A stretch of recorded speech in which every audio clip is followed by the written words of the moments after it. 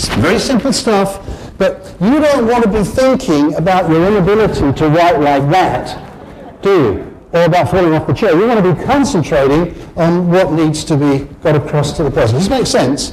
It's the little things that make a difference. In terms of preparation, make sure that you go prepared for the job in hand. Now, my basic rule when I'm doing a one-to-one is, if I'm doing it for me, I'm a pretty casual person away from what I'm doing right now. But my basic rule is I will go immaculate, right? Immaculate in my dress. Whether it's what I call smart casual or whether it's a suit and tie. Because if you are not immaculate and you're just about to present a $2 billion turnover business, I think there's something lacking a little congruency here. There's something in the back of their mind. They're going, well, my friend here is telling me about this business, but they don't look as though they're part of anything successful at all. So it's very simple things, you know, and there's no disgrace in not having much. But if you haven't got much, make the most of what you have got. Clean shoes, pressed clothes, clean nails, all the personal attention to detail. Because we're going to talk about a $2 billion turnover, life-changing business here. So it's very important that we are congruent. What else? We need some working materials. We need a pad of paper. A pad of paper, something we can write on. And a pen. And please, in your choice of pen, do not choose a 15-cent plastic pen, all right? Particularly one that you have chewed, all right? Because there's a real lack of congruency here. We're talking about a $2 billion turnover business, and this guy is working with a 15-cent chewed pen. In fact, he's chewed it so much, I think his dentist could probably make a complete set of dentures from that pen. You see, it lacks congruency. It's the attention to small details that makes the difference. How do we start this off? Well, there are some basic communication skills, ladies and gentlemen, all right, that you have to be aware of. The normal greeting is a handshake. Is it? Is it in the States? Normal greeting is a handshake, unless you know somebody really well. Yeah? And handshake, interesting thing. A handshake, have you ever had one of those handshakes that is like getting hold of a bit of old wet fish? You know? Have you ever had one of those? You want a good handshake, a firm handshake. Yeah? Not so firm that they have to go and get Medicare, you know, to repair the damage, and not one of those limp ones either. Nice handshake.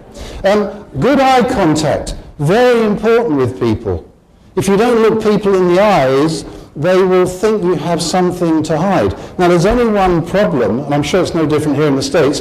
Most people are a bit shy. You know, actually looking at somebody is quite a challenge if it's more than for a few seconds. And they would tend to look away. Do develop the habit of practicing good eye contact. Look at people, all right? Now, I don't mean go, oh, no, don't do that, all right? Because they will definitely think there's a strange one here. But good eye contact, a smile. A smile is the normal greeting, isn't it? Yeah? Amongst human beings. We are the only primates who actually smile. As a sign of welcoming. If you get any other form of animal smiling at you, get the heck out of the room, all right? But with human beings, this is normal, right? So it's a smile, it's a nice handshake, yeah? We're European, so there's a lot of kissing goes on as well, you know.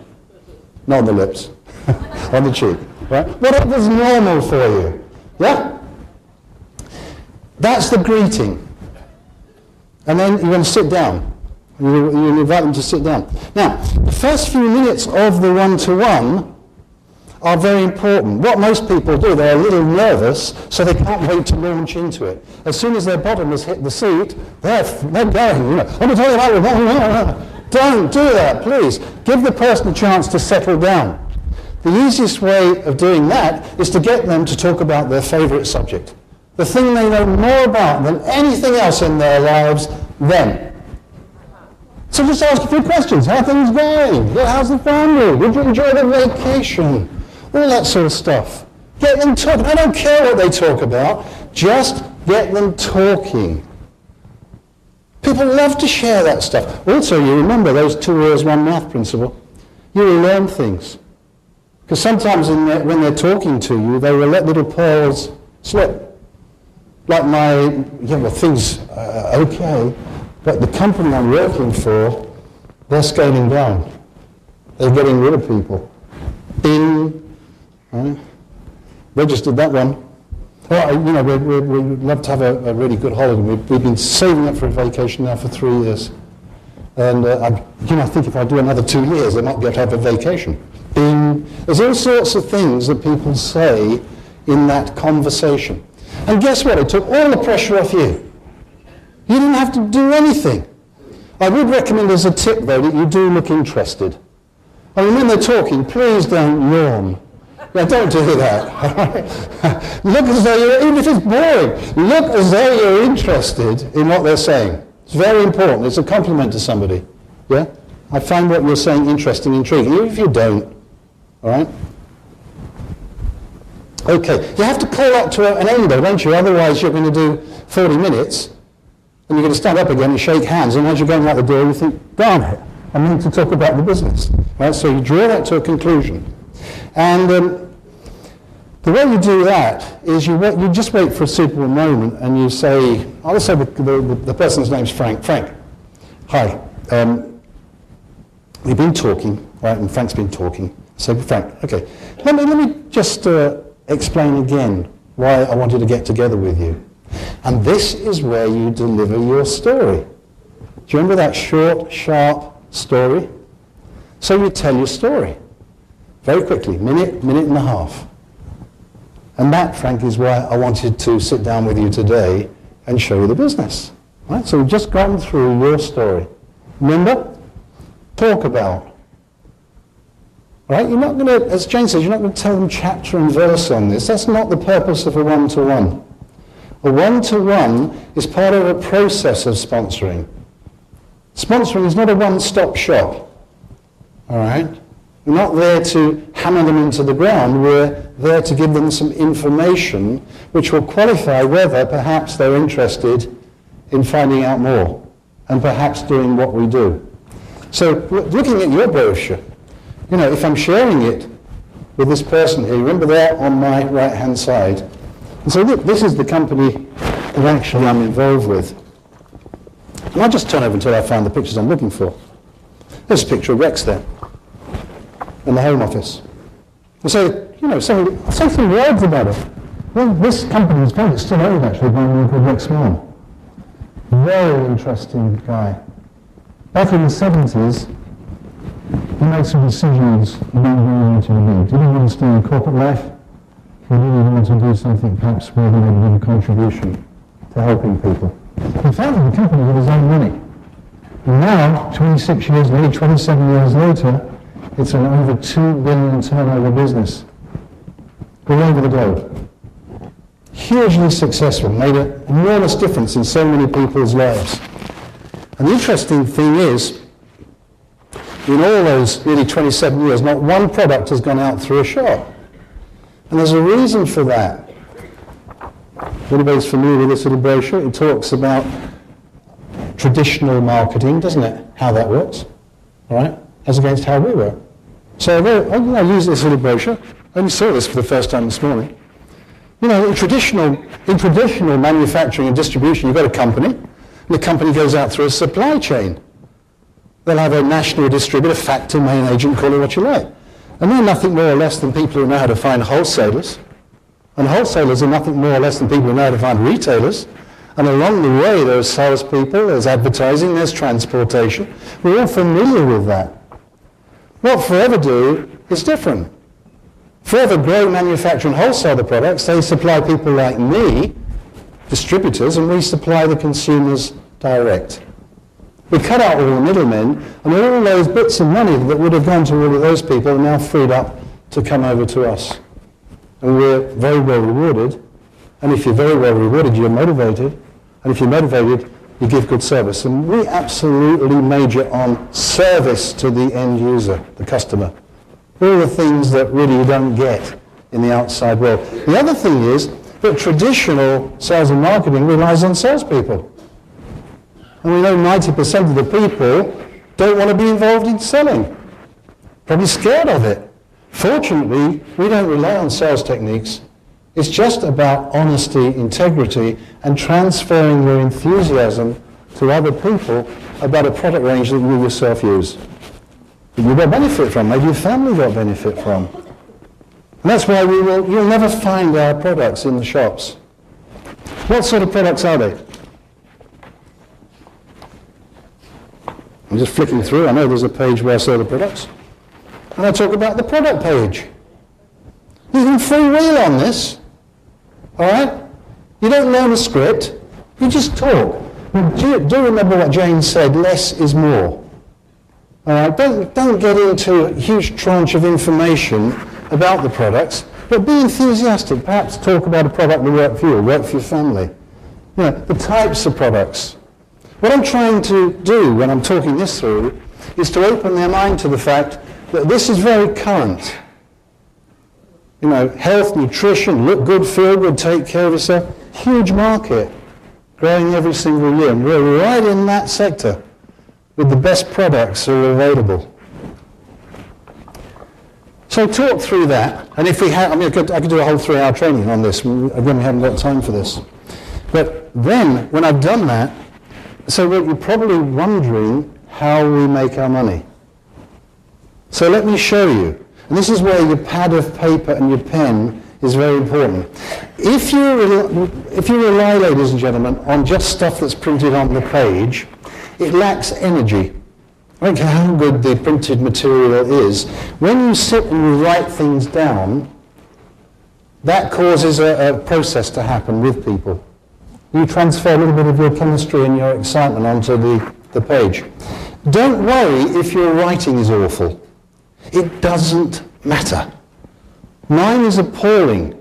I mean, some of the things I've written, I can't read them, let alone other people.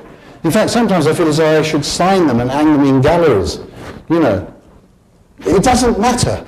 Because in the process of saying the words and writing things down, you transfer part of that energy to those people. It's what I call lights and music. People buy into the lights and music. It's not always the facts. So, we're going to present them with a little bit of information about how we make money. All right? And at the end of that, and we've got to keep it brief, we're going to ask a closing question. Because we've got to bring this presentation to a close, a meaningful close, haven't we? All right? And I'll teach you the words. And when that objective has been agreed, you've asked the closing question, shut up. Shut up. Put a zipper on your mouth, please. Very often when I'm working with people, they cannot abide silence. They've asked a question and they don't give the person a chance to think. Give them a chance to think. Shut up. Do not, because you can't bear the silence, go back in and say it all over again. That's what people do. In fact, they walk into it and they've got somebody wanting to do the business and they finish up walking out of it again because they couldn't shut up. All right? Does it make sense? This is a process. It's not a difficult process. It's not rocket science. And then you tell them what the next step is. Okay. How do I present the money? You've got your sheet of paper. All right? Let's say this is the sheet of paper. And what I do, working off a pad, just a pad of paper with a pen, and I say, really, the business divides into two parts. We've got the small income, small business opportunity, and the big business, big income opportunity.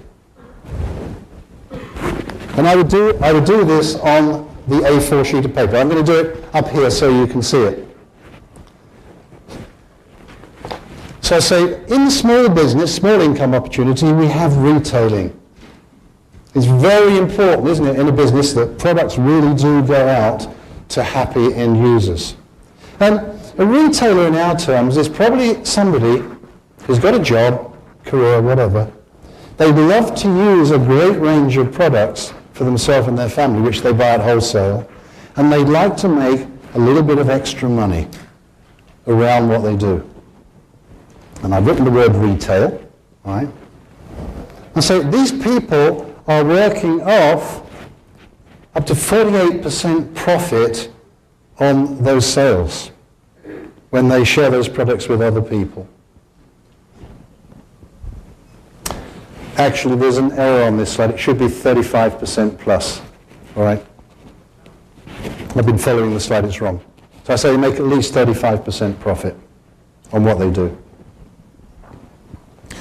Typically, they're interested in making 150 to 250 pounds a month part-time. Let's translate that's $270 to $450 a month. Very, very part-time. Probably giving up about 3 to 5 hours a week. Now, for me personally, that's of no interest whatsoever. But I know for the average person, that's about what they've got at the end of the month, when the tax has been paid, when their rent has been paid, and when all their bills have been paid. And I thought, I can show somebody how to double their spending money in a few hours a week. I can find people like that. Furthermore, I can find people who can find people like that. But that's what we call a linear income. In other words, if you want to double your money, you've got to spend double the time. If you want to quadruple your income, you've got to spend 4 times the time. And you and I are both saddled with one thing. We only have 24 hours in the day. So we're also in the small business sector, we have people who are interested in building a team. What that will do is to enable them to leverage their time. All business of whatever description is based on leveraging time. What's that mean?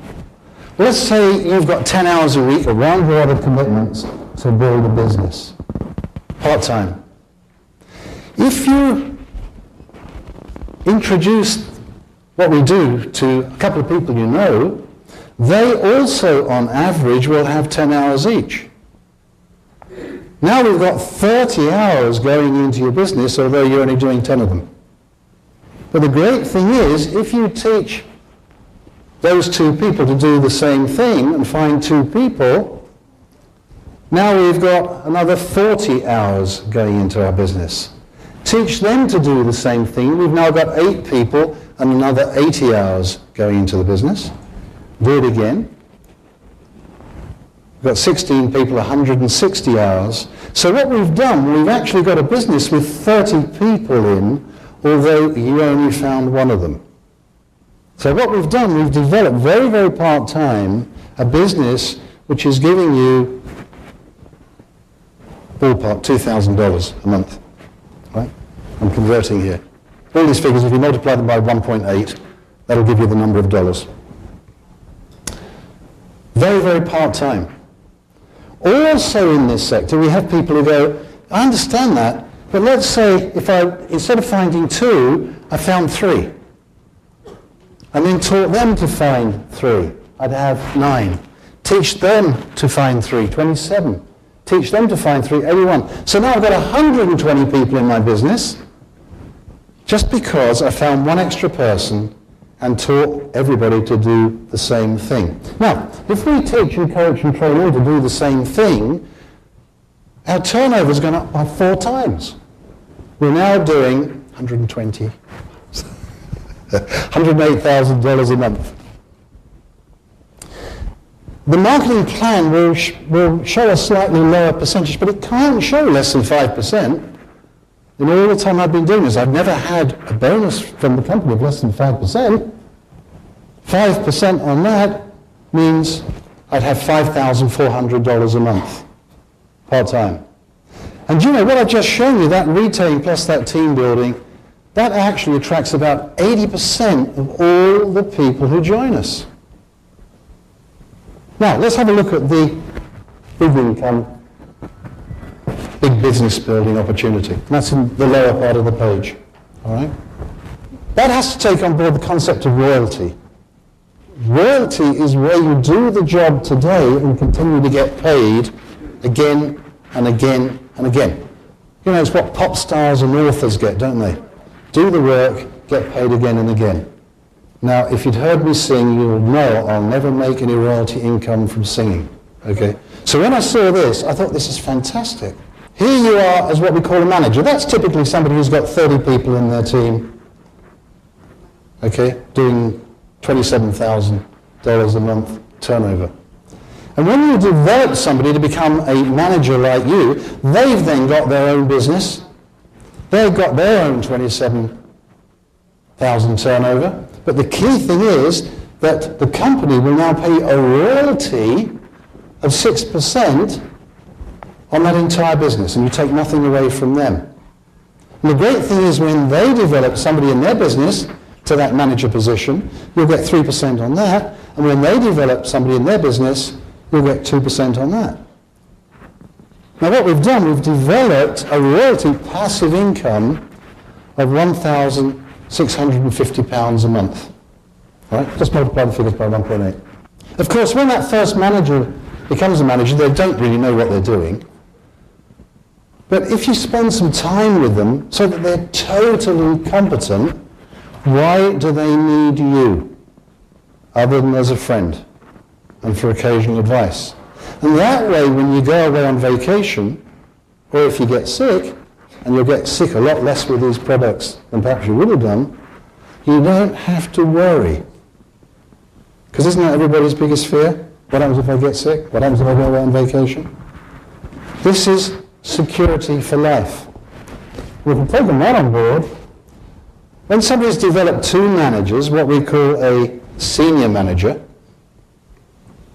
they'll give an income of about $50,000 a year. What we do actually, we projected some typical incomes here. Right.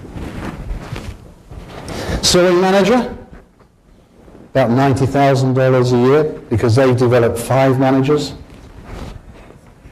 Sapphire manager, 9 managers. And the royalty here cranks up. Instead of the 632, you get 743. That's putting you on what? 180, about $160,000 a year. What we call a diamond sapphire, 17 managers, another 1% on the royalty. That's about $300,000 a year. Diamond manager, 25 managers, another 1% on the royalty. That puts you on about $500,000 a year. Security for life. On top of that, we've got some other benefits as well. We've got a car plan, where the company will pay you a sum of money so that you can buy your own car that's yours. That's neat, isn't it? Now, I don't know what the figures are in the US. You know what it's worth per year. We've got international travel, where you can go away at the company's expense. 5-star. Best hotel, best show in town, best restaurants. The company picking up the tab, and they even give you $500 to $1,000 spending money. Isn't that fantastic? They don't even want you to spend your own money. And on top of that, we have a thing called profit share. The company puts aside a proportion of the company profits for redistribution to qualifying managers. And you can put your figures in for the US. There. Now, this is the closing question. Right? Let's just say, what's your name? What's your name? Alma. Alma, from what you've seen so far, with a lot more information still to come, do you see something in this for yourself, yes or no, and feel totally comfortable to say no? She just said yes. Now, from what you've seen so far, with a lot more information still to come, do you see something in this for yourself, yes or no, and feel totally comfortable to say no? Am I being reasonable? Am I pressurizing her? No. But I have to ask the question, do you want to do it from what you've seen so far?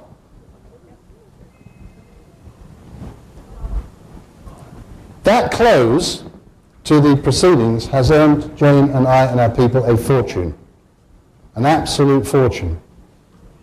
Alma, from what we've seen so far, with a lot more information still to come, Do you see anything in this for yourself?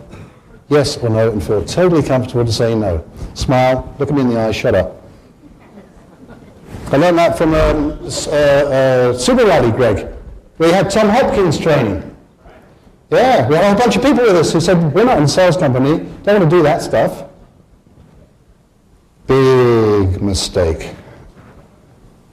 Those words have earned us a fortune. They're not difficult, are they, from what you've seen so far? There's a lot more information still to come. Do you see something in this for yourself, yes or no? Feel totally comfortable to say no. If they say no, that's what everybody feels, isn't it? What happens when they say no? Don't worry about it. Business can't be for everybody, Alma, can it? That's fine. But do you happen, we're looking for good people around. Do you happen to know somebody who might like to want to make an extra 100, 200,000 a year? Would you mind if I gave them a call? Good, okay. And I get the number with their agreement, all right? And obviously you want a longer, healthier life, don't you? So I need to show you the products. What are they going to say? No, I don't want a longer, healthier life? It's a rhetorical question. There's only one answer. Only the clinically insane would say, no, I don't want a longer, healthier life, wouldn't they? No. What happens if she says yes? That's fantastic. I'm so pleased. The next step is to get some more information, isn't it? Right. Now, if you've got a really good meeting in your area, right, plug them into that meeting. If you're near a centre or there's a team of distributors who are presenting the business details really well, plug them into it. If there's not, don't let that stop you. Just say, well, okay, we need to get back together again, don't we, Alma? Yeah?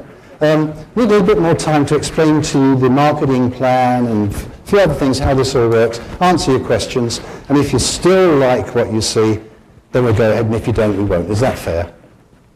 Right? So we're then plugging them in. It says QLS presentation. Don't worry about that. That's what we do within our group. Right? We have a presentation, a format. Or your company may have a standardized meeting. But they want to know what happens next.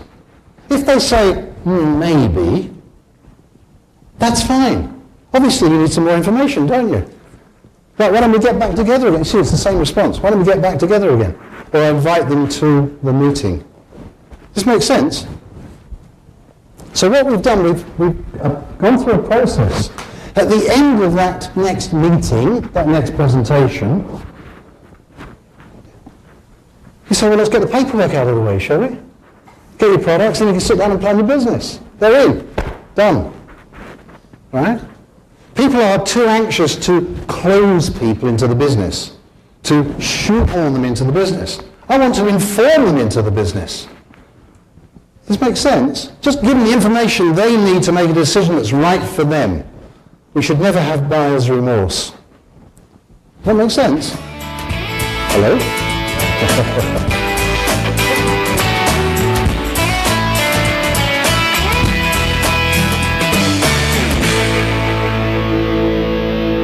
Okay, I'm just going to have a few quick words about meeting conduct. Okay, meeting conduct. What's that mean? It's how you behave when you go to meetings.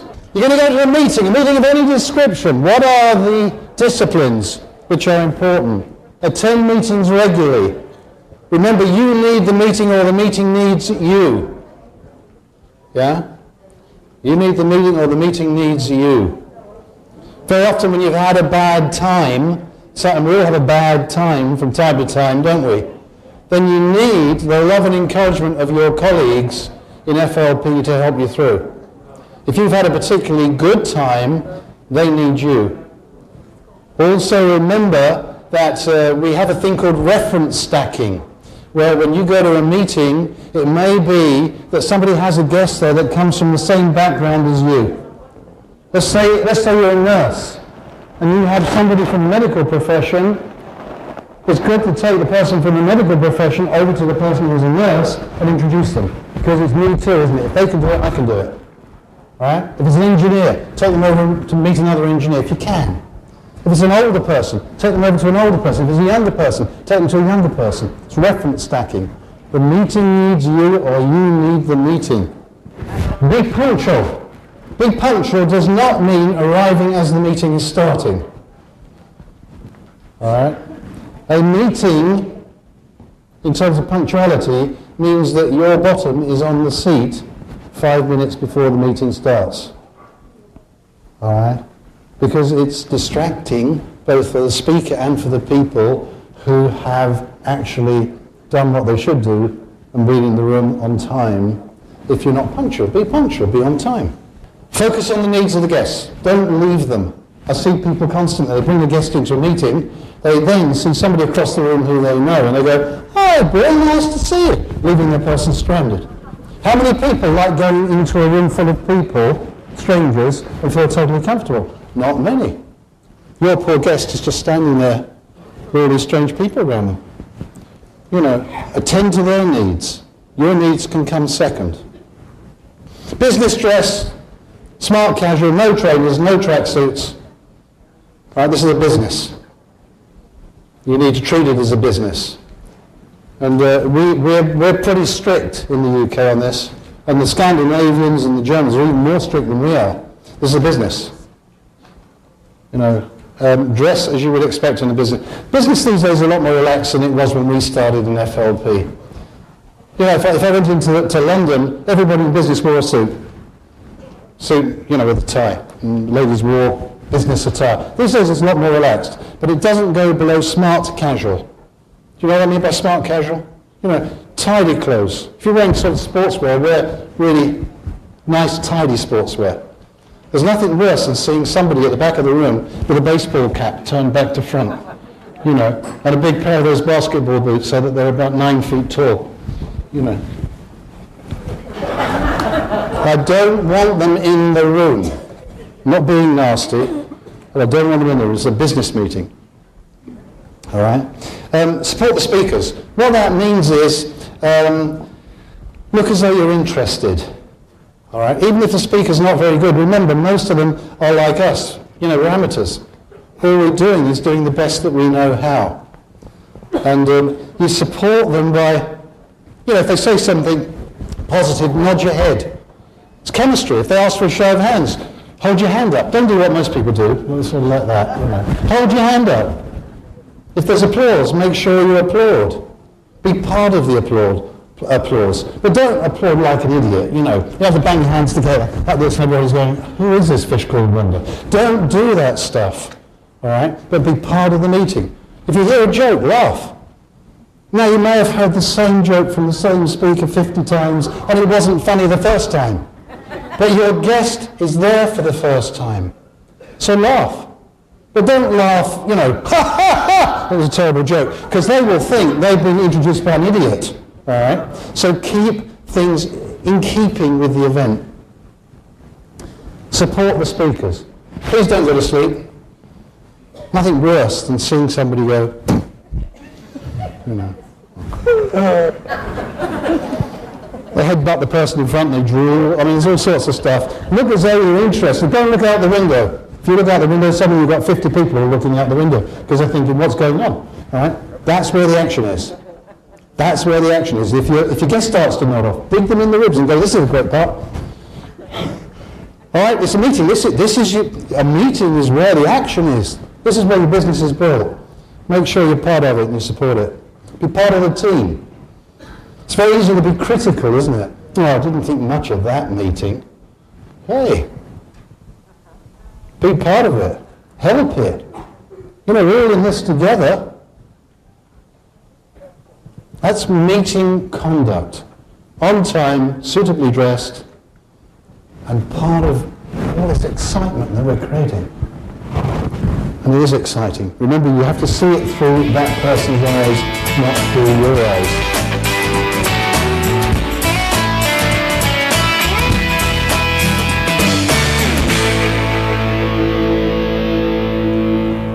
And then we come to the action part of the business. So we've done the, who do you know? We've done the contact and show. We've done, you know, the one-to-one or whatever we've done. We've done the follow-up meeting, or we've sent them to a company meeting. When I say send them to a company meeting, make sure you're there with them. Don't try and do it by remote control because you can't be bothered. Be there with them. And then we're going to sit down and plan their business. This is a business. It has to be planned. My take on that is you sit down with them, you use the planning manual to go through some stuff. You've got to ask difficult things like, what do you want? When would you like it by? Let me show you how you can get what you want with this plan. Prepare a plan of action. Agree the plan of action. Do you think by working with me, do you think you could work with me, then I can help you get what you want? It's agreeing the plan of action. Plug them into the training program. And then the cycle goes round and round and round, because it goes back to who do you know, contact and show, presentation or meeting or whatever it is. Just goes round and round and round. It's what I've been doing for nearly 11 and a half years with Jane now. Making that wheel go round and round and round and round and round and round and round and round and round and round and round and round and round and round and round and round and round and round. That's what we do. Okay, the final section in the wheel. We've worked out the list, we've made contact, and we've shown people the business. We've taken them along to a company event, a meeting in your area, and now we're going to ask the question. Do you see something in this business for yourself? Yes, no, or maybe, and feel totally comfortable to say no. And if they say yes, then you get them happily involved. Another way to get them to the part where they are wanting to plan the business is if you are working with the hot button. Say I'm working with Matt, and I know that Matt wanted that new motorbike. I'd say, Matt, from what you've seen so far, now you can see how you can get that new motorbike, can't you? Are you ready to get the paperwork filled in, invest in your products and start building your business?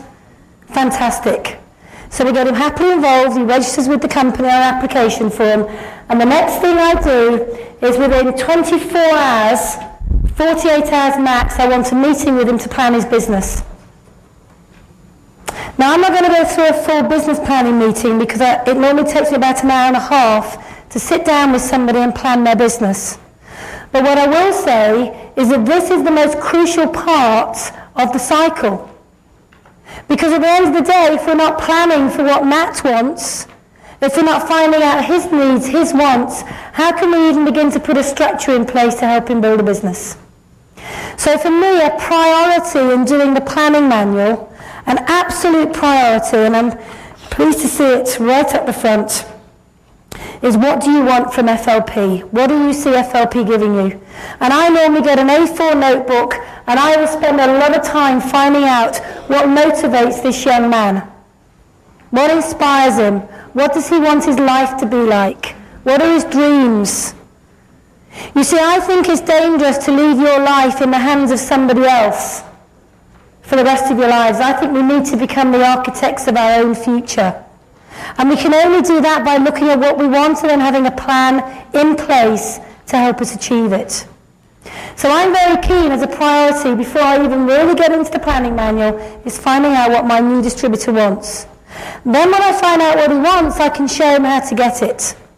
Because everything in life has a monetary value. Let's say that his passion is his new motorbike, and all he wants at the moment in his life is that. And let's say it's going to cost, I don't know, $10,000. We have to put a plan in place that he has to be able to earn that $10,000. Because he will go to work for what drives his passion. He won't go to work for what I want him to do. But if I can show him a way by using the FLP cycle and by working through the marketing plan to achieve his dreams, am I going to get him becoming active or not? I'm going to get him becoming active. Because I can tell you, when my sponsor sat down with me and showed me how by working the FLP system I could put my children into top private schools in the UK, I would have done anything to get them there. You see, it was going to cost me £24,000, $50,000 a year to educate my boys. I wasn't earning that kind of money in farming. But when my sponsor showed me how by getting through the marketing plan and building a good, solid business that I could put my children into top schools, guess what? 10 months, and they both started in those top private schools.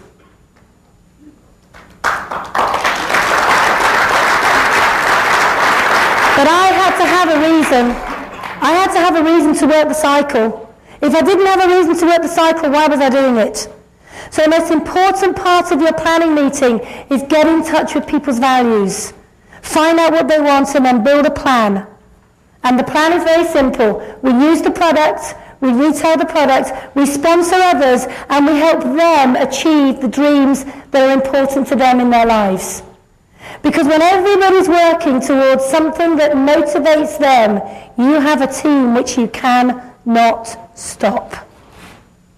You can't stop a team when everybody's on mission, on purpose. Because when you help enough other people get what they want, you in turn will have absolutely everything that you want. Now, if I help him get his brand new shiny red motorbike, what's going to happen? He's going to be so excited, so motivated, and what will happen then as we begin to build his business, he'll be attracting other people to him because they'll want what he's got, and hey, the business starts building. So the planning meeting takes about an hour and a half. You identify someone's needs, you explain the marketing plan in great detail, you show the income potentials at each level, you equate a level on the marketing plan to the needs of the individual, and you go to work. Simple as that. You help them do a who do you know list. You help them become competent in contacting and showing. You help them support the meetings and the trainings, and then you sit down and plan their business.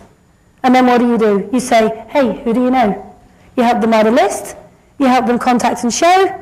You help them support the meetings and trainings. You help them plan their business. And then you say, who do you know? And it goes round and round and round and round and round. And before you know it, you've got dozens and dozens and dozens of people in your team all on purpose. But remember, none of it happens unless you show them how. Never register somebody into your business and just leave them, expecting them to go to a training and know how it works. You have to show people. And the best way to show is by doing it yourself and then helping them as well, leading by example.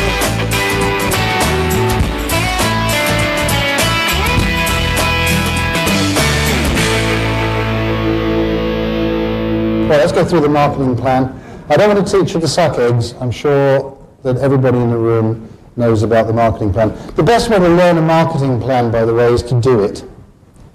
I'll be honest with you, that's how we learnt it. Because when you get to the various stages, you will learn it very quickly when it becomes relevant to you. Is that true? Yeah. You'll understand how this stuff works because it becomes relevant. So don't think, I've got to learn the marketing plan from day one. Because there's a huge amount that goes into that marketing plan. It may be on one sheet, but actually the detail of the various things and qualifications and how you get this and how you get that comes over a period of time. I think marketing plans go in by a process of osmosis. You know, you just need to be surrounded with it and be doing something for it to go in. And if you can't teach it, there's always somebody who can. Don't worry. All right? Key features on the plan. All the positions are permanent, as you know. They're yours for life or until you move forward. We've got full training and support, which is fantastic. You know, we don't just dump people in the business. You're dealing direct with the company. Frankly, I've been involved with a network where we had to handle products, we had to handle money for other people. Nightmare. Who wants all that? I'd sooner deal with a major company when it comes to product and money, wouldn't you? Fantastic. All the bonuses are paid on retail, as we know. And again, when you're talking to people from other companies, they say, well, we get X%. Based on what? Let's compare apples with apples and pears with pears. Let's make sure we're talking about the same thing. This is the highest payout company in the industry. Now, we know the marketing plan leads by steps, doesn't it? Through to various positions. The second key of which is manager. But along the way, there are other intermediate positions as well. We have a supervisor, don't we? Supervisor, somebody who together with their team has done at least 25 case credits over a maximum of any 2 months. Not 25 CCs per month, a total of 25 cc's over a maximum of any 2 months. Now all we've done really is to just go through the start of the business building process. For all the visuals, it could look like that, couldn't it? That start of the journey. You using a bit, selling a bit, sponsoring somebody, then you sponsor somebody else, use a bit, sell a bit, teach them to use a bit, sell a bit, yeah? Do 25 cc's and you're a supervisor. That's all it is. It's just learning the discipline. It's very simple. I use the products myself, I share the products with somebody else, and I introduce people and teach them how to do the first two. That's all it is. It's such a simple business because the personal responsibility is so small. But you need to understand that you need to commit to that responsibility. So assistant supervisors, how their assistant manager business begin to shape up? You're just doing the same thing, introduce some more people, show them how to use and retail some products, and your business is beginning to grow, it's beginning to duplicate. While you are just sponsoring personally and nothing else is happening, you're building a direct sales team. You're not networking. Networking only starts when you teach somebody to reach other people. That's networking. This is the magic. Don't try and do it all yourself. All right? Don't try and do it all yourself. Understand, if you can do a bit, you can teach other people to do a bit. All those bits added together adds up to a huge, huge business potential. And this is the way a business might be growing. Month 3, you can see a group beginning to get together, 32 cc's. The check's beginning to build. And then in month 4, you put it together, you've done 75 cc's between you over those 2 months, everybody taking personal responsibility for just a little bit, and now an assistant manager on the program. So, assistant manager, is there anything beyond assistant manager, I wonder? Of course there is, because it's a stepping stone to going manager, and this would be a typical format for a manager business. Nobody's being supersonic, just everybody taking responsibility for a bit of the productivity. All of those added together to go manager means you have to do 120 cc's over a maximum of any 2 consecutive months. That's how it works. Isn't that fantastic? And you build to that. You build to it. You just keep adding people, getting them productive like you, teaching them how this works, and suddenly you've got to the second key position on the whole program, manager. Why is it the key position? Because you get 18% maximum bonus on everything you do personally. You maximize your team building percentages. Now, if I've got a choice of buying products for 35% or 48% off, what would you choose? It's a no-brainer. You see, I never understand this with people. Why would you buy the products at 35% off when you can buy them at 48% as a manager? Yeah, I just I thought that makes sense. That makes sense. But it gets better. It gets better because if you've learned how to become a manager, guess what? You can teach other people to do the same. That's all it is. Learning how to do it and then teaching other people how to do what you've learned how to do. Does this make sense? Teach to reach. That's what we're doing. So, gone to manager. And of course, there's a thing called royalty, isn't there? When we teach those people to reach other people. And it looks something like that, 6 to 9% royalty on the retail turnover of a freestanding business. Wow. Mr. McDonald only gets about 5. And those people have paid him, what, $500,000 million for the privilege. This seems like a lot fairer business to me. 6 to 9% of their retail turnover of a freestanding business, month after month, year after year, and because it's willable, lifetime after lifetime. The great thing is, of course, if you've taught it well, they will go and teach other people, and you get 3 to 6% on your second generation managers, many of whom you probably don't even know. But sure as heck, you probably won't know the third generation managers, and you get 2 to 5% on their retail turnover month after month, year after year, lifetime after lifetime. Ladies and gentlemen, you are now on your way to total financial security, both for yourself and for your family. Such an exciting idea. Incredible. Senior manager, somebody who's developed 2 managers. They personally introduced a couple of people, worked with them, cared enough about them to help them to begin to really realize larger dreams. These are the people who have larger thinking than the people who just want to make a little bit of extra cash. 2 managers, senior manager, it's in that sort of range. Again, multiply those figures by 1.8 if you want them in dollar value.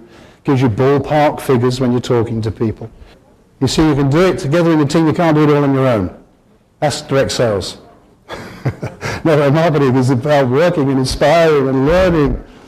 And then the soaring manager. We haven't got any soaring managers in the room today. Haven't got any sapphire managers, diamond sapphires, diamond managers. But what I know is, if you learn this stuff, we will have. We will have. Absolutely. We do have the earned incentive program. We affectionately call that the car plan in the UK. And we shorthand it to car plan because the Brits are nuts about cars and motor vehicles are so expensive in the UK. Right, level 1, do 50, 100, 150 in 3 consecutive months. All right, don't you say you've got to do 150 every month. It means you've got to build up 50 minimum, 100 second month, 150 in the 3rd month. How much do you get in the US for doing that per month? $400. Golly, I think I could do that even not knowing the rules. You can as well. It doesn't get any more difficult as you move on in the FOP marketing plan. That's the good news. It doesn't get any more difficult, but you get more. What's the top level in the US on the car program? How much per month? $800 a month? I guess you can get a pretty decent car for that sort of money, yeah? Wow. Isn't that great? Yeah. Having a car of your dreams parked outside your home that somebody else is paying for that's yours. Isn't that neat? We've got a couple of our people in our team, they don't go for cars. They're not interested in automobiles. They went for yachts.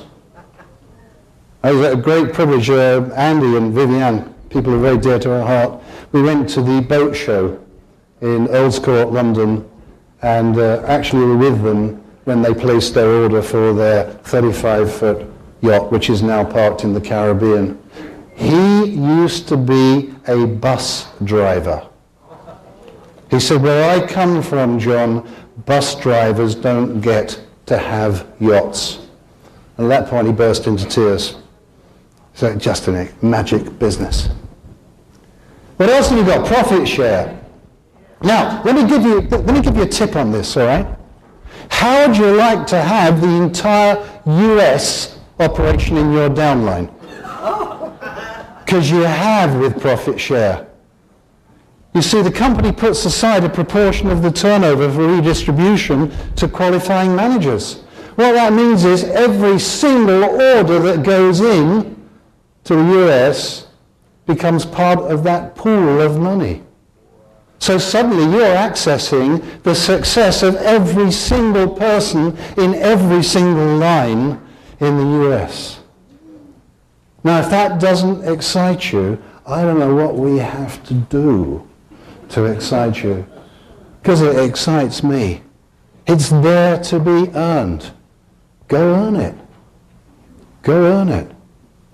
I tell you, the profit share enabled Jane and I to get back into the housing market, to own our own home again. It's life-changing, this stuff.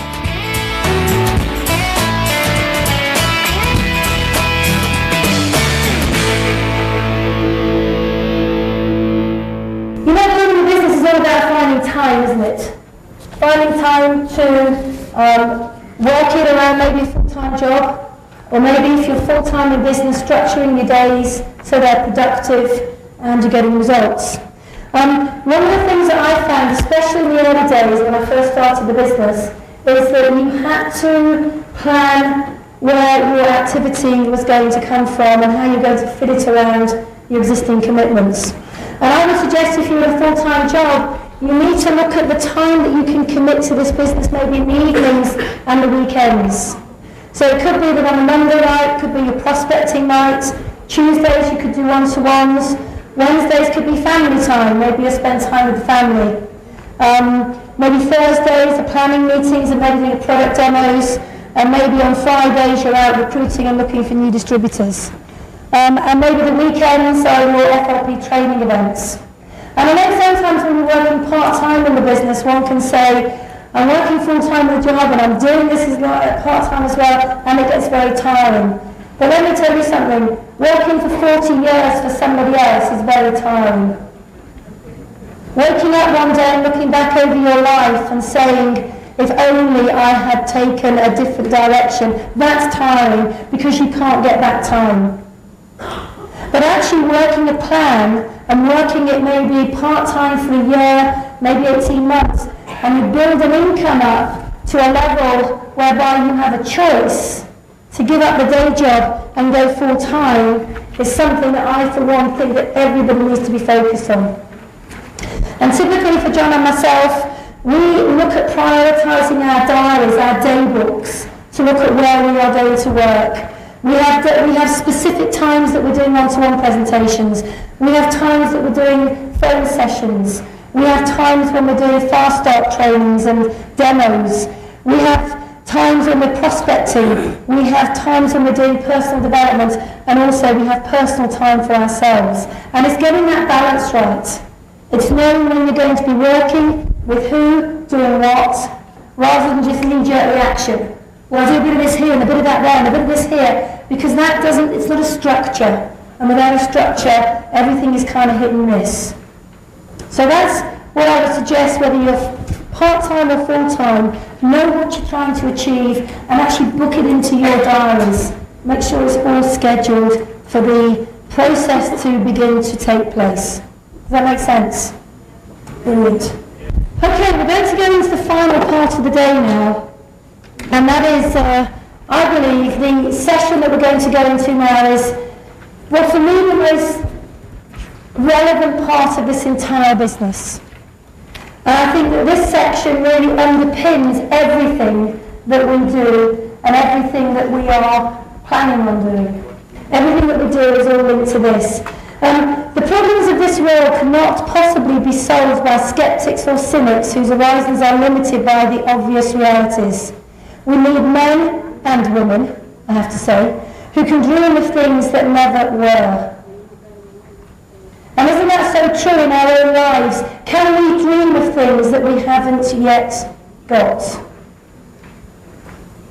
Do we believe that we can achieve things and have things that maybe seem so out of reach at this moment in time? And I think the next part, which is knowing your why, is so terribly important. And certainly when I joined the business, it was the why that got me totally motivated. It was knowing that finally something was coming into my life, a vehicle such as FLP was coming into my life, to allow me to achieve dreams that I'd long ago compromised because of my current job.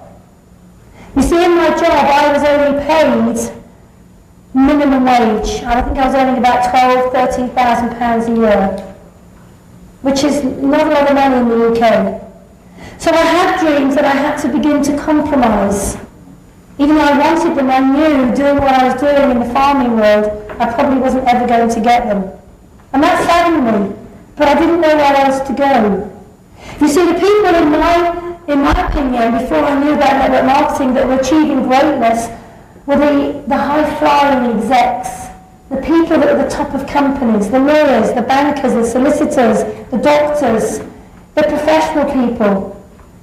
And I didn't have time to go back to school to learn how to become somebody from one of those fields. It wasn't an option for me. I had children at home. I had to be around for the children. So I did compromise for a long time my dreams.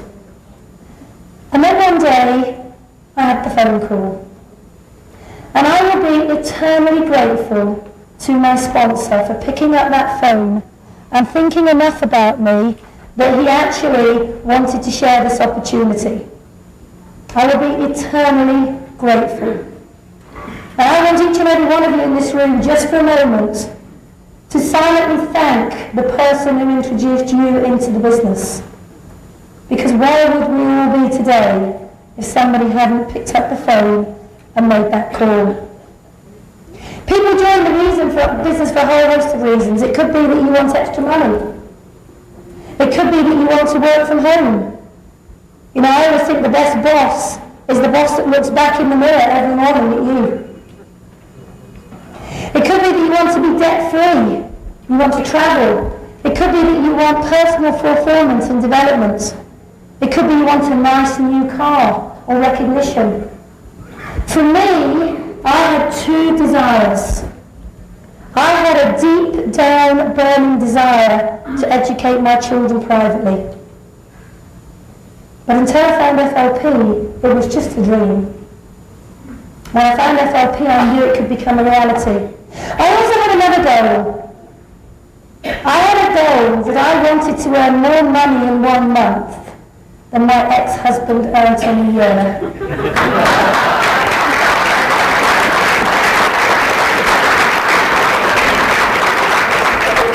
And I can tell you, we achieved that as well. And I think that he would probably die if he knew what I was earning on a monthly basis now. In fact, I don't think he could come to terms with it. But that was a goal, because when I left him, after many years of unhappiness, he said to me, and I'll never forget it, he said, "You'll never achieve much in your life." He said, "And I have no respect for you." And that hurt. Anybody watch the film Pretty Woman? Julia Roberts? And she goes into the shop and they refuse to serve her because of the way she looked. And she said, "Big mistake, big mistake." Well, you see, I say that now about my husband. Big mistake, big mistake.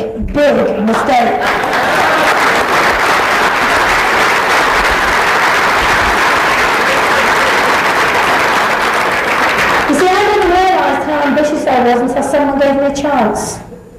And there's a little tip there. Everybody has ambitions in them, but how often do they get given a chance? You know, as I stand and look around this room right now, I see many faces. And I know that some of you are going to leave this room today and put into practice what you've heard and realise far more than you ever dreamt possible. I also know that some of you will leave this room and do nothing with the information we shared with you, and that's sad. But I also know that some of you are going to become millionaires. I also know that some of you know people that you haven't spoken to about FLP yet, who in turn will become millionaires. That's the power that we have. I like this quote by Napoleon Hill: "Be sure about what you want from life, and doubly sure about what you have to give in return." We don't get anything in this business unless we're prepared to give first. And that's something that I've learned by watching many successful people in this room. And somebody who had a great impact on me in the early days, I have to say, was Edmund and Ronnie, because I met Ronnie at a rally in a world rally somewhere, I don't know which one it was, in Peru. And we'd only just started in the business, and they were a little bit further ahead than us. And every time we met at a rally there, it was like we were comparing who was doing what and who was going where. And I always used to gauge my business by where these guys were going, because they had a vision, they had a dream, and that inspired me. And I've met many other great people around the world. There's been Rick and Kim, and Eddie Chai, of course, has touched us all in so many ways. Dusty will never know what an impact he had on us in the early days, with his vision of where this company could go but more importantly, his ability to share with us what we needed to know in order to become successful. But unless you know why, nothing happens. And I think that we need to look at what I call effective goal setting. I want to share with you a secret. I want to share with you another story. This was something that I didn't do in the old days. In fact, this was my response when I was asked to goal set. I said, I'm not doing any of that American mumbo jumbo. You see, I thought it was all hype.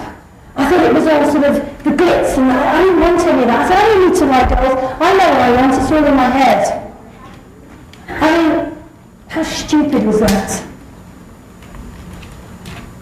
You know, there was a study done at Harvard University many years ago, and they asked a class of 1963, to write their goals. And 20 years later, they had a class reunion.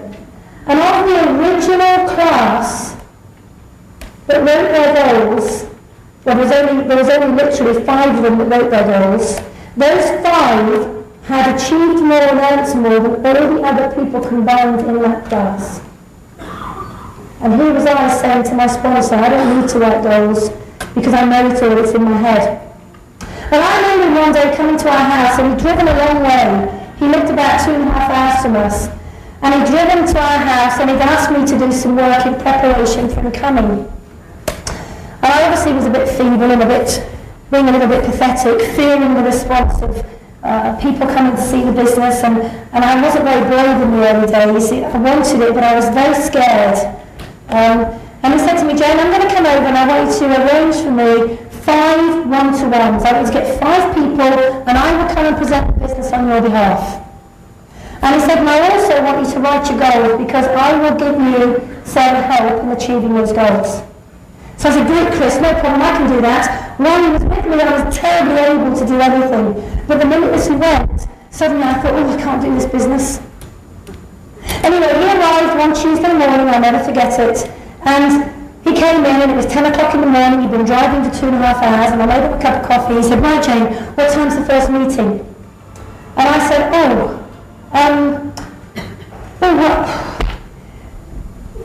Chris, it's been a really busy week. He said, no, I know that. He said, I've just driven 2.5 hours. What time's the first meeting?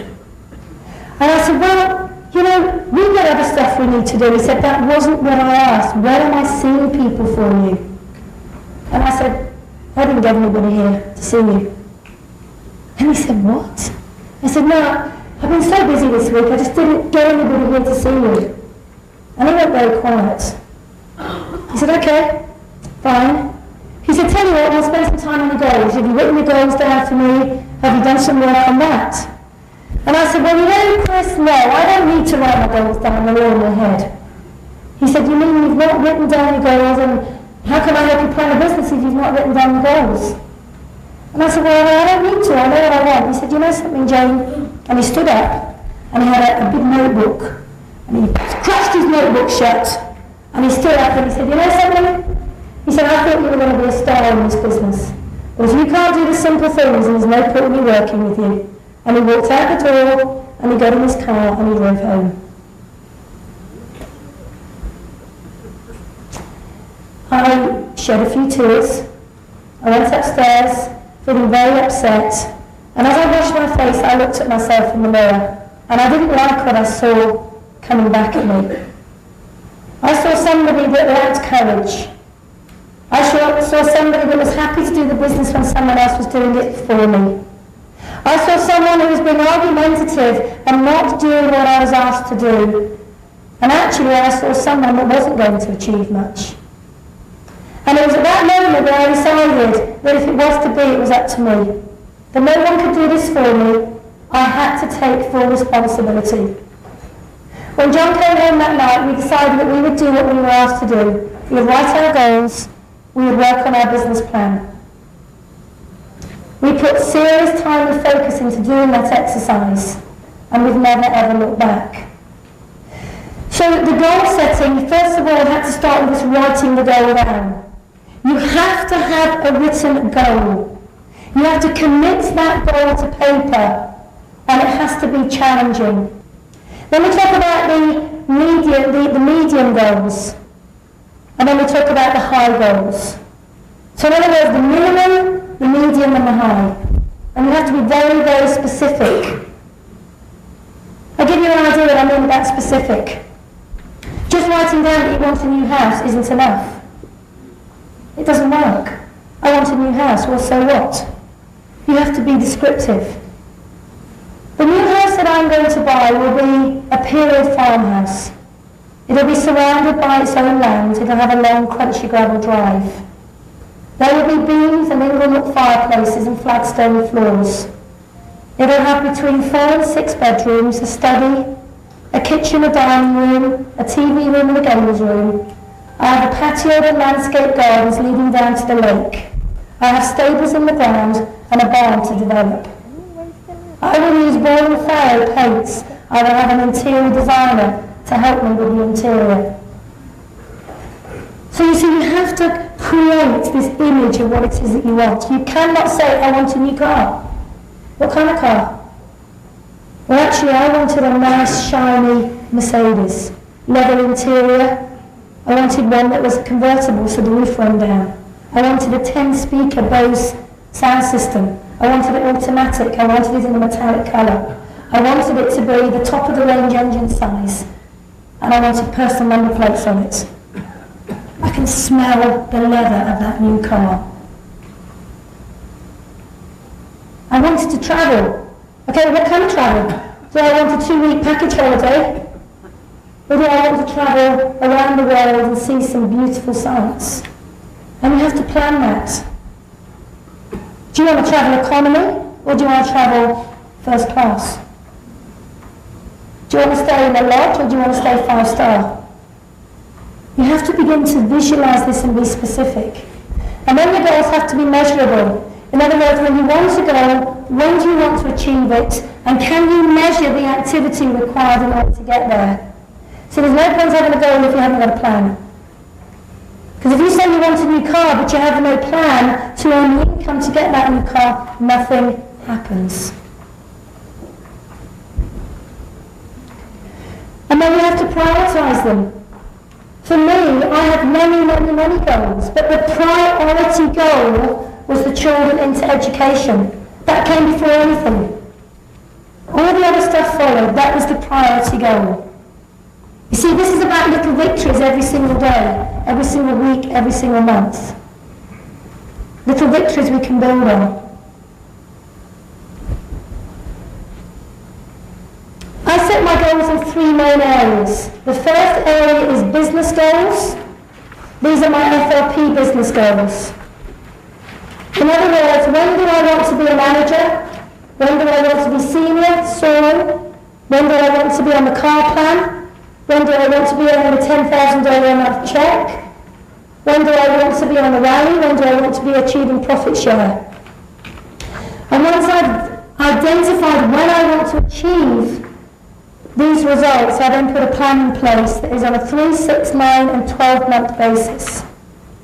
Because I know if I do certain things in the next 3 months, that will actually put me in a good position to build the business even bigger in the next 3 months. I know that if I've got a 12-month plan, that in year 3, certain things are going to happen. And I apply that to my business, my personal goals, and my family goals.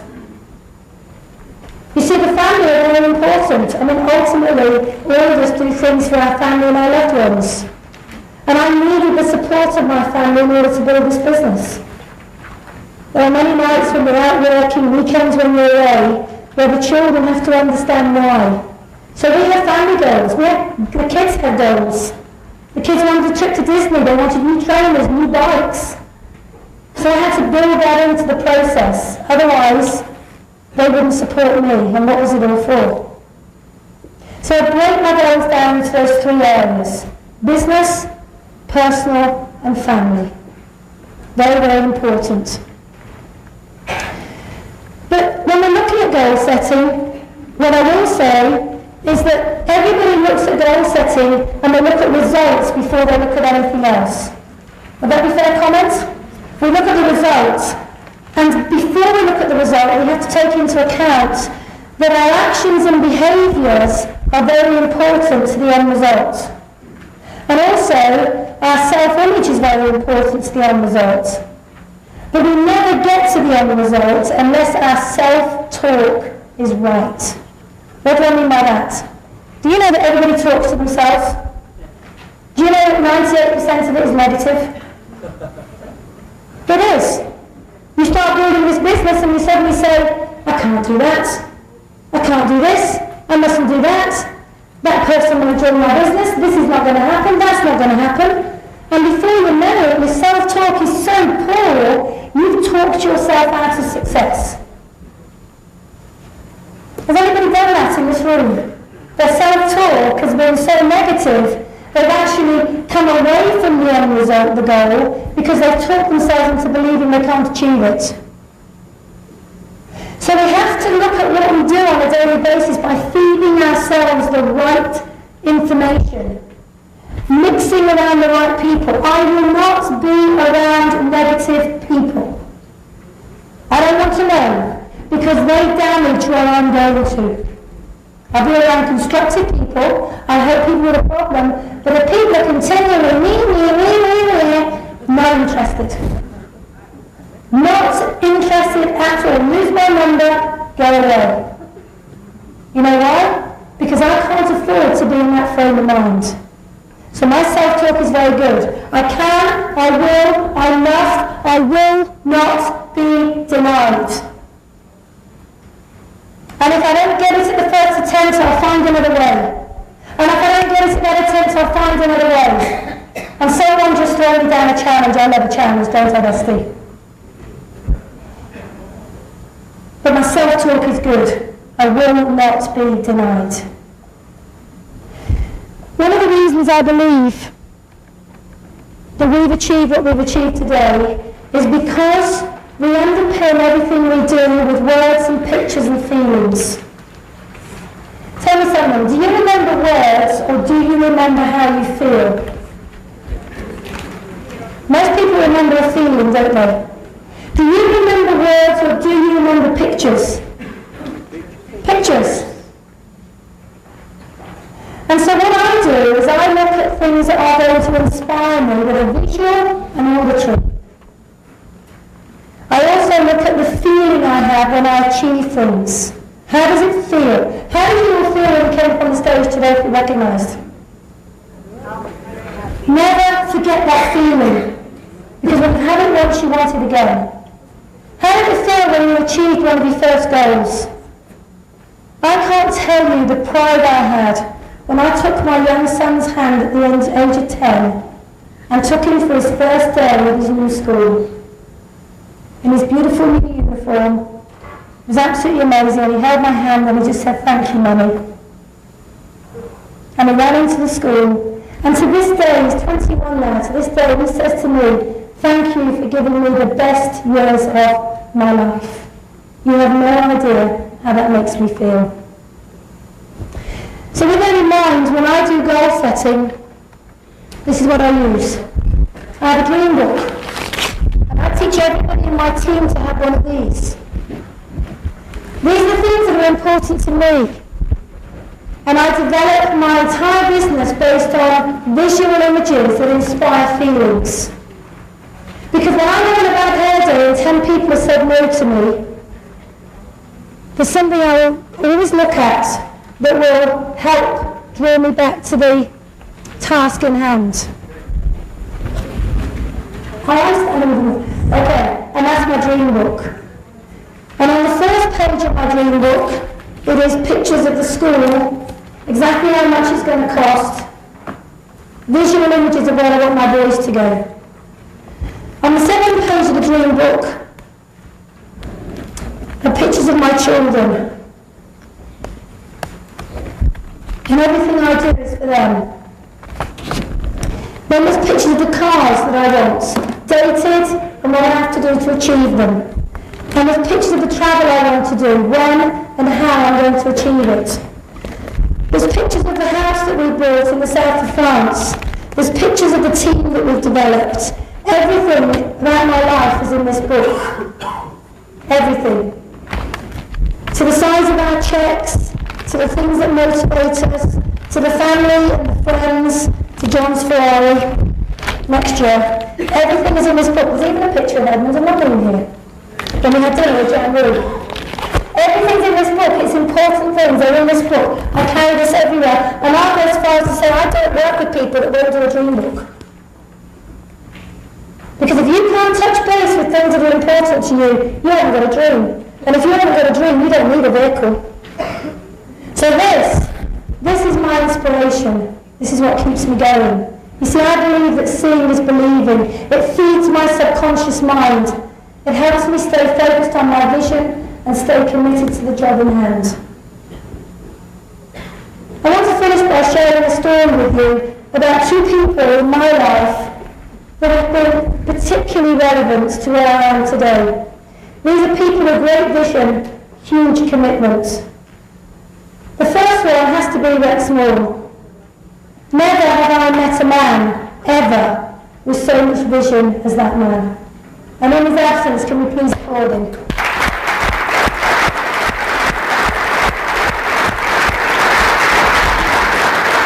When he talks about his goals and his dreams and the journey he's had and the journey he still is yet to embrace, I'm inspired. When he talks about some of the challenges and how the work that had to be done to get FLP where it is today, I am in awe of that achievement. And if I can do that much of what he's done, then maybe I will have made a difference in a lot of people's lives. Because Rex has touched lives all over the world. And there's somebody else who's made a huge difference in my life. In fact, it's a story.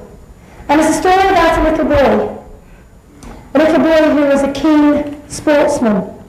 And he used to knock around with his friends at the age of 10, playing football like most boys do. And one day he came home from his friend's house after playing football, and he said to his mum, he said, "You know, Mum, one day I'm going to play rugby, and I'm going to play for my country." And the mum looked down at the little boy and said, "Sure you are." The mother then thought, well, how is he ever going to do that? Because he doesn't even go to a school where they play rugby. But that little boy at the age of 10 had a vision. Eventually, that little boy was sent to a school where they actually taught the game of rugby. And at the age of 11, he started to represent his school, practicing most nights, practicing at weekends. And one day, at the age of 14, he went to play a game of rugby at another school. And while he was there, somebody who was a scout, somebody who looked for talent in young players, saw him and said to this young man, "Why don't you go and trial for your country?" And the young man thought, could I ever do that? Would I ever be that good? But that night when he got home, he said to his mum, he said, "Mum, I've been given a real chance. I've been given a chance to go and try for my country. What do you think?" And the mum said, "Sure, you should go and do it." So the young man at the age of 14 went away for a weekend camp where 70 other boys had been asked to participate. And at the end of that camp, they were only going to choose 25 out of the 70. The parents were told to be there on the Sunday evening to pick up the boys. Some of them would be going off to the training camp and some of them would be going home. Now the young 14-year-old was very anxious that he was going to be one of the 25 picked. He'd worked very, very hard. His parents were there, and at 6 o'clock the doors opened and 25 boys came out and got on a bus and went off to a special training camp. And the young man who wanted to fulfill a dream was not picked.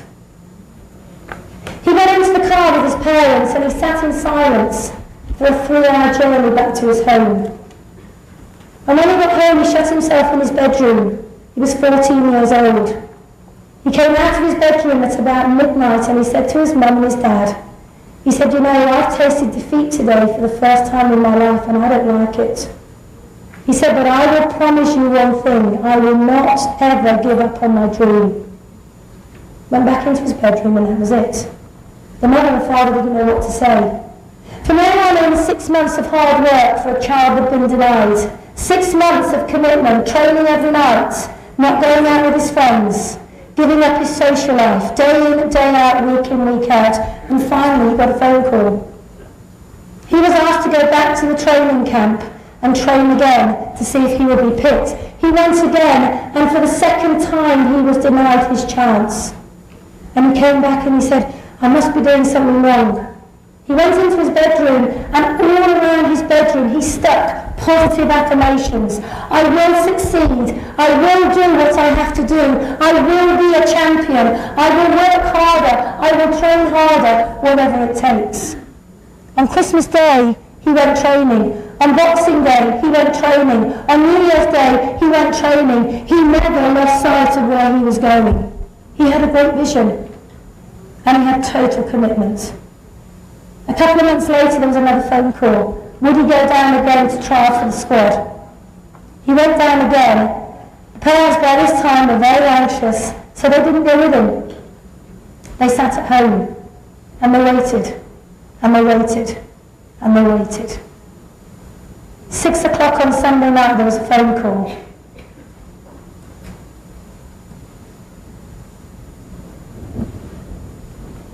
And on the end of the phone, a little boy said, Mum, I've done it. I'm in. And I'm proud to call that young man my son.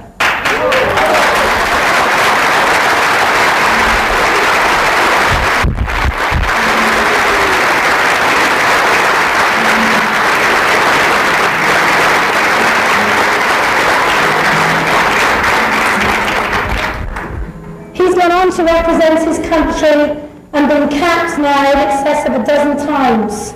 He's got a junior contract, and now his next dream is he wants to captain his country.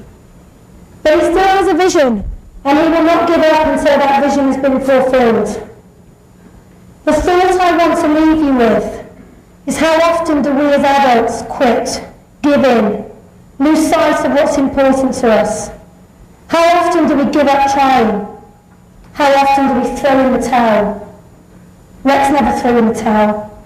My son didn't throw in the towel. Look at what they've achieved. From a young man to a guy who's achieved remarkable results worldwide. Let us be inspired by our children. Let us be inspired by what Forever has to offer. But ladies and gentlemen, promise me one thing, that you will never ever swerve off your journey to success.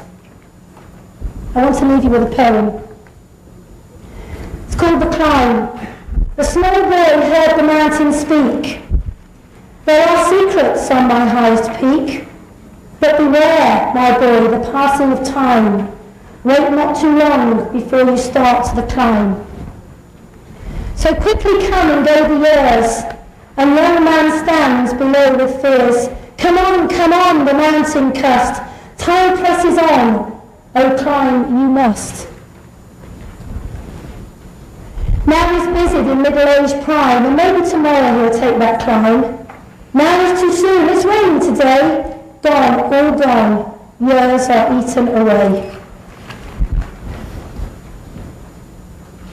The old man looks up, still feeling the lure. Yet he'll suffer the pain, not climb for the cure. His hair is white, the step is slow. It's safer and warmer to stay here below. So all too soon the secrets are buried, along with him and regrets he carried. And it's not for loss of secrets he cried, but rather because he never tried. I will never, ever stop trying. And I urge every one of you today to become the best you can be, to help others become the best they can be, to stand tall and proud. I'm proud to be associated with this company, and I wish each and every one of you